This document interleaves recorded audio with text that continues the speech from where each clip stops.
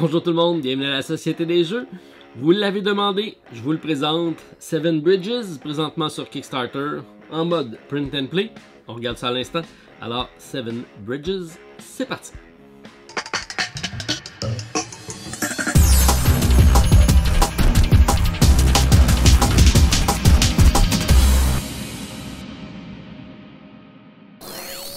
Alors, qu'est-ce que le jeu Seven Bridges? C'est un jeu de type Roll and Write, présentement disponible sur Kickstarter. Donc, vous avez jusqu'au 22 novembre pour pouvoir contribuer à la campagne de socio-financement ou probablement après directement en late pledge si vous souhaitez le faire. Je mettrai à la description de la vidéo un lien pour pouvoir vous rendre directement sur le site. Alors, plusieurs d'entre vous m'ont demandé d'en faire une présentation, donc j'ai communiqué avec l'auteur qui est Ron Halliday, qui a eu la gracieuseté de m'envoyer le fichier Print and Play. Ce que j'ai ici, c'est seulement en noir et blanc. Par contre, soyez avisés que c'est disponible en couleur. Le jeu sera produit également en couleur. Si vous contribuez, vous pouvez le faire de deux façons. Allez contribuer pour le Print and Play. À partir de 7 $, vous allez avoir le fichier des règles et des maps pour pouvoir y jouer. Ou en version physique pour 24 $ US pour avoir donc les dés personnalisés et le gros pad de cette map-ci. Ce sera la ville de Königsberg qu'on va visiter tous ensemble. Alors, Ron est cartographe de métier, c'est son œuvre, donc il reproduit la carte de Königsberg et on va se promener dans la ville pour pouvoir visiter des quartiers, faire un maximum de points et c'est l'aspect intéressant du jeu, il y a une multitude de façons de faire des points, ça devient un gros casse-tête. L'autre particularité également, c'est un roll and write à partir de dés. Ici, j'ai des dés normaux pour pouvoir vous faire la présentation parce que j'ai pas la version physique du jeu, mais ça sera des dés ici avec des faces, avec des séries de chemins qui vont représenter nos possibilités de déplacement dans la ville. Donc, la particularité, ce que je vous dis, c'est que le premier joueur va brasser les dés et on va faire un draft de dés, donc un repêchage de dés autour de la table. Tout le monde va prendre un dé, on va comme ça tourner autour de la table et à chaque fois, on va avoir de nouvelles sélections, mais on va avoir aussi une stratégie envers les autres joueurs. Ça, c'est assez intéressant. Le jeu se joue de 1 à 6 joueurs, donc on peut le jouer en mode solo, ça c'est très bien. Alors, je vous explique les règles pour la partie standard et je finirai avec le solo et la critique du jeu. Si on regarde ici la map, j'ai différents secteurs. Donc, on a la map proprement dit, où est-ce qu'on va se promener. On a la série ici de pointage, c'est les façons de faire des points. C'est ce qui est intéressant, il y a énormément de façons de faire des points. On a ici les phases de dés qui nous permettent de jouer avec une version print and play, mais c'est surtout aussi des bonus. À chaque fois qu'on va passer devant un certain nombre de bâtiments, on va pouvoir avoir des dés bonus qu'on va débloquer et qu'on va pouvoir utiliser. Alors, si on regarde au niveau des différentes façons de marquer les points, c'est ce qui va expliquer un peu le mode de fonctionnement. Alors, on a ici les streets et les footpaths. Donc, on va se promener en marquant, en sélectionnant des dés, en se promenant dans la ville. Et tout ça va nous permettre de faire des points. Comment? Si on réussit à faire une loupe fermée, ce qui est le cas ici, je l'ai donné en exemple, pour chacun des coins, donc les changements de direction qu'on va faire, on va les compter et on va le multiplier par le nombre de ponts qu'on va avoir traversés sur cette route-là. Dans le cas présent, j'ai 1, 2, 3, 4, 5, 6, 7, 8, 9, 10, 11, 12.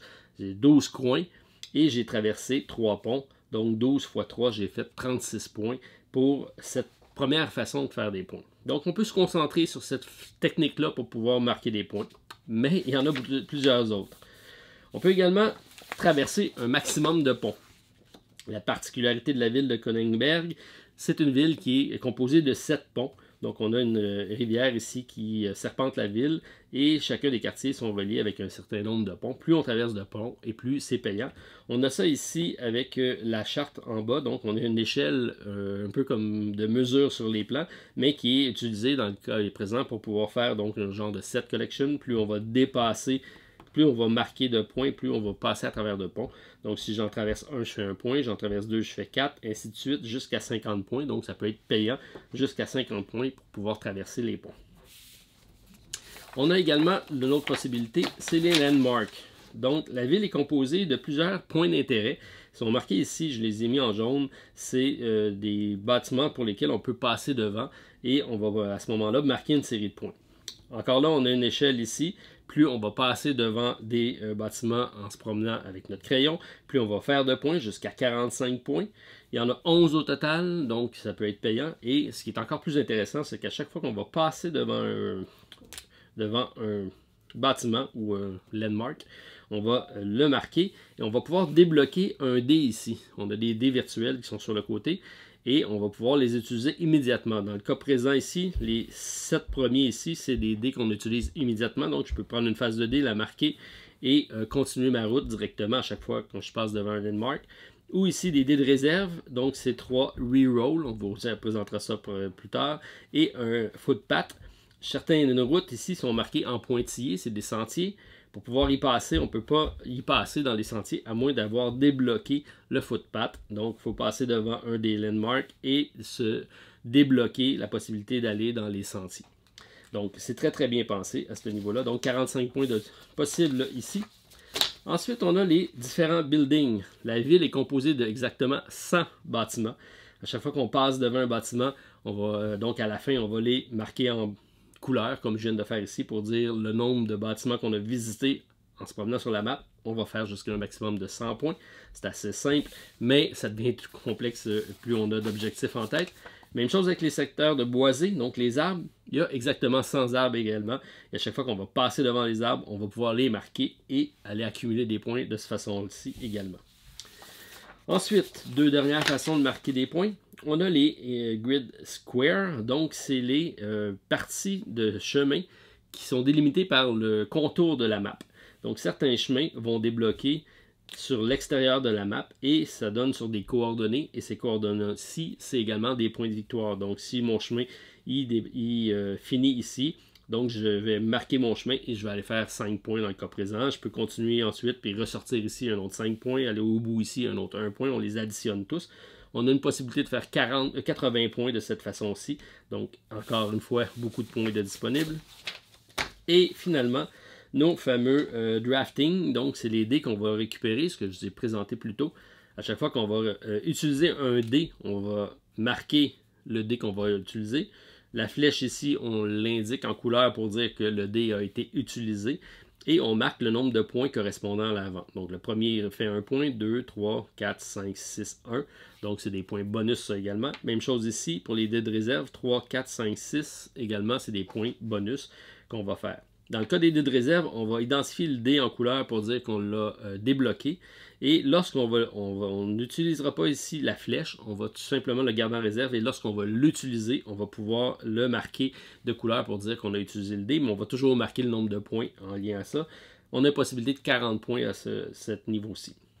Les rerolls. Les rerolls, ce que ça fait, c'est que je peux décider au début de mon tour de prendre toutes les dés et de les rebrasser parce que ça ne fait pas mon affaire. Donc c'est la possibilité de faire le reroll. Autre opportunité, on peut dire, j'ai ça ici, ça me plaît. Je vais utiliser par contre le reroll pour moi faire la distribution des dés plutôt que de faire un repêchage de dés. Donc je peux dire, ben là je vais utiliser mon reroll et je vais donner les dés à tout le monde autour de la table. Il faut que ce soit par contre des dés valides pour eux, que ce soit fonctionnel, parce qu'il y a moyen donc de faire des chemins qui à un moment donné ça ne fonctionnera pas. Mais on peut toujours s'arranger dans le jeu, vous allez voir comment ça fonctionne. Donc on a dit, lorsqu'on commence, ici j'ai un exemple de partie que je me suis fait, on va se déterminer un point de départ. Donc, un point de départ, on va tout le monde choisir un point sur la map pour débuter, ou on peut y aller en brassant les dés et avec les coordonnées, se positionner tout le monde à un point de départ. On a également dans le livre de règles une map avec des endroits plus difficiles que d'autres qu'on peut se sélectionner, des zones qui vont être plus problématiques, surtout avec le mode solo. La façon que ça fonctionne, c'est qu'on a un endroit de départ. Dans le cas présent, je pense que j'ai débuté de mémoire ici. Donc, j'ai marqué. Donc, je peux peut-être se prendre une feuille à côté pour pouvoir nous dire. Donc, je me fais un point de départ selon éventuellement les dés ou à notre choix. Dans le cas présent ici, on voit que j'ai immédiatement débloqué un dé. Donc, je peux immédiatement prendre une des faces qui est ici. Et je pourrais dire, donc, je vais aller prendre le 3 qui est ici. Je vais le marquer. Je vais faire 3 points à la fin de la partie. Et ici, je vais continuer mon chemin pour pouvoir m'en aller ici en direction du pont, puisque je vais vouloir traverser le pont. Si je suis premier joueur, Donc, on a ici les 5 rondes. Le jeu se joue en 5 rondes. Mais donc, on a une possibilité avec 6 divisions, puisqu'on peut jouer jusqu'à 6 joueurs. Si on joue à 6, tout le monde va brasser les dés une fois autour de la table. On va jouer à chaque fois. Et ensuite, on va passer à l'autre ronde. Si on joue à 2 joueurs simplement, ben, on va utiliser seulement les 2 premières cases ici pour pouvoir les utiliser. Et ça va être comme ça sur les 5 rondes du jeu. Je suis le premier joueur, donc je pourrais aller faire un 4 ici. Donc, je peux aller me recruter un 4 pour dire ici, on a les faces correspondantes, ça c'est seulement un aide mémoire. Pour dire ici, je vais m'en aller traverser le pont. Alors, j'ai réussi à traverser le pont. Sachant que je dois toujours faire une connectivité. À chaque fois que je vais choisir, il faut que ce soit en lien avec le chemin que je suis en train de faire. Je ne peux pas partir à un bout de la ville, aller faire l'autre tour. C'est une promenade qu'on fait. Il faut que ce soit donc connectivité avec les dés qu'on vient de jouer. Si dans le tour présent, j'ai 3 dés à jouer, je dois les jouer pour que mes 3 tracés se suivent. Donc, une exclusivité également. L'exclusivité, ce que ça dit, c'est qu'on doit... Donc, chaque ligne est composée de un square au complet. Donc, si je fais le chemin qui est ici, je peux orienter le dé de la façon que je veux, pourvu que je suis en mesure de le faire, mais il faut que ça englobe tous les chemins qui sont compris dans un secteur de carré. Par contre, je pourrais très bien dire, je vais prendre le 4 ici pour mon prochain et me faire une ligne droite ici et oublier les 2 autres lignes. J'ai quand même visité ce secteur-ci, donc ça me dit, je fais mon secteur et j'ai pas pris l'autre, j'ai pris la ligne horizontale sans prendre la ligne verticale. J'ai pas besoin de combler tous les secteurs, il faut juste que le placement que je fais soit valide. Ça peut être bon aussi de faire ça, puisque si jamais je réussis à faire une loupe et que je reviens sur mon chemin, je peux croiser une ligne que j'ai déjà faite, c'est permis, mais je ne peux pas retracer une ligne sur une ligne déjà faite. Donc, je ne peux pas repasser au même endroit, je peux seulement les traverser. C'est utile parce qu'on se rappelle que la première façon de marquer des points, il faut que je fasse un secteur fermé. Donc, je vais être capable de faire une loupe pour être capable de marquer des points. Donc, de passer par-dessus le chemin, ça peut être intéressant. Il y a certains dés, certaines phases de dés comme ici, le 3 et le 2. Ce que ça permet de faire, si je suis ici, j'ai un 3 ici, ça me permet de faire 1, 2 et 3. Donc, avec le même dé, je fais une ligne droite de 3 secteurs. Ici, je fais une ligne droite de 2. Alors, ça me permet d'aller plus rapidement. C'est assez intéressant. Et j'ai le 6 ici qui me permet de faire des demi-lignes. Demi-lignes, ça peut être intéressant si, supposons que j'ai fait ça ici et je veux aller visiter le point qui est d'intérêt ici, mais je ne veux pas nécessairement continuer. Donc, je peux aller faire ma demi-ligne. J'ai réussi à faire mon point d'intérêt ici en G et je pourrais éventuellement donc compléter. C'est peut-être le dé le moins intéressant, mais on est pris avec. Certaines fois, on n'a pas le choix, mais ça peut aussi nous dépanner dans certains autres cas. Également, si donc je prends mon dé, mon adversaire en prend un, j'en prends un, vice-versa, je me ramasse avec un dé à la fin que je ne peux pas utiliser. Donc, advenant le cas que j'ai un 5 ici, puis je suis rendu ici. Donc, on voit ici que je suis obligé de faire une ligne droite. Alors, je ne peux pas l'utiliser. Ce que je vais faire, c'est qu'on va reculer notre dé. Alors, ici, je suis en 5 et on suit les étapes. Donc, je vais aller en 4. Ici, je vais... Ça, c'est dans le cas où je ne peux absolument pas jouer. Alors, je vais descendre mon dé au prochain chiffre. Et là, on voit ici que le 4, c'est une ligne droite. À ce moment-là, je peux jouer. Donc, dès que je suis capable de jouer, c'est celui-là. Je ne peux pas choisir l'angle, mais je vais simplement reculer d'un à la fois jusqu'à temps que mon mouvement soit valide. De sorte qu'on va toujours jouer l'ensemble de nos dés, peu importe, avant la fin du tour. Mais quelquefois, ça va nous amener à des endroits qu'on ne veut pas nécessairement aller. Alors, c'est très simple comme jeu. On le prend en main rapidement, mais on se casse rapidement les manèges pour être capable de résoudre le puzzle. Alors pour le mode solo, on joue contre un adversaire virtuel. Dans le cas présent, on l'a nommé, c'est Léonard Euler. Qui est Léonard Euler? C'est un mathématicien suisse qui a été célèbre pour plusieurs théorèmes, dont celui de Euler, qui a pris effectivement la ville de Königsberg en exemple, disant que c'est impossible de passer par les 7 ponts sans recouper notre propre chemin. Donc, vous pouvez faire l'essai si vous voulez, peu importe la route que vous allez tracer, vous allez devoir tôt ou tard passer par le même endroit pour être capable de passer à travers les 7 ponts présents dans la ville. Alors, comment on joue contre lui? On va tout simplement brasser les dés. On va choisir notre dé donc comme on veut. On peut donc se déterminer un secteur de départ. Donc, comme on a expliqué en début de partie. Il y a des endroits plus difficiles que d'autres. Dans le livre de règles, vous allez trouver certains secteurs qui sont par code de couleur. Donc si j'ai ce point de départ-ci, alors je vais tout simplement choisir un dé pour moi. Donc je peux y aller ici en 2 pour me sélectionner donc le chemin ici. Ensuite, notre adversaire va tout simplement prendre le plus petit des dés. Alors il prend, dans le cas présent, il va prendre le 1. Et il va s'en aller comme ça en prenant toujours un des dés le plus bas. Et il va éliminer des dés comme ça tout simplement. Et ce que ça va faire, c'est qu'on va tout simplement faire notre draft de dés pendant nos 5 rondes. Sachant qu'on va alterner entre le premier joueur et lui. Donc on va faire notre partie normale.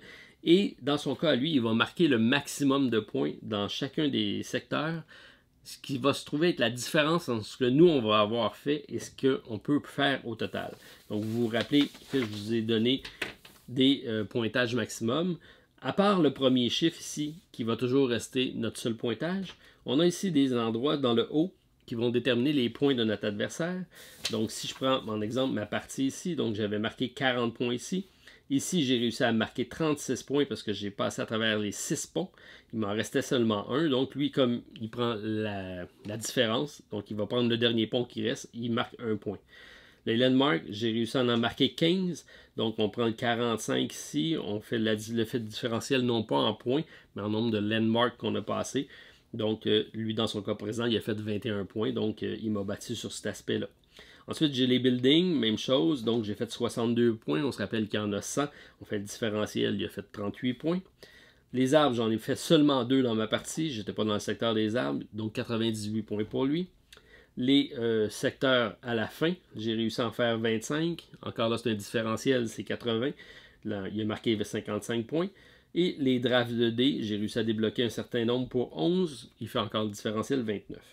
C'est assez simple. Ça se construit facilement et on n'a pas de décision à prendre, donc c'est rapide et c'est même très intuitif. Alors on fait tout simplement le marquage. Ce que je n'ai pas dit sur le marquage final, on va toujours éliminer le secteur qu'on va avoir fait le moins de points. Donc on peut vraiment laisser un des aspects de côté, on ne peut pas tous les faire. Dans le cas présent, j'ai laissé de côté les arbres, donc on le barre et on fait le total des autres points. Dans le cas de notre adversaire, celui qui barre dans le fond, c'est les streaks parce qu'il n'en fait pas, parce qu'il ne fait pas de pattern. Donc lui additionne tous les autres points. Dans le cas présent, donc 242 à 189. Une lamentable défaite pour ma première partie. Mais fort intéressant comme système. J'aime beaucoup le fait de me promener dans la ville. On a l'impression de la visiter. Ça laisse présager probablement plusieurs possibilités de faire ça dans d'autres villes. Alors, beaucoup apprécié mon expérience de Seven Bridges. C'est félicitations donc Ron Halliday. Si vous avez apprécié, pouce en l'air, commentaire à la vidéo, puis allez voir le lien de la vidéo pour participer à la campagne. Alors, on se revoit très prochainement pour une autre vidéo à la Société des Jeux. Bye! Bonne journée tout le monde. Prochaine.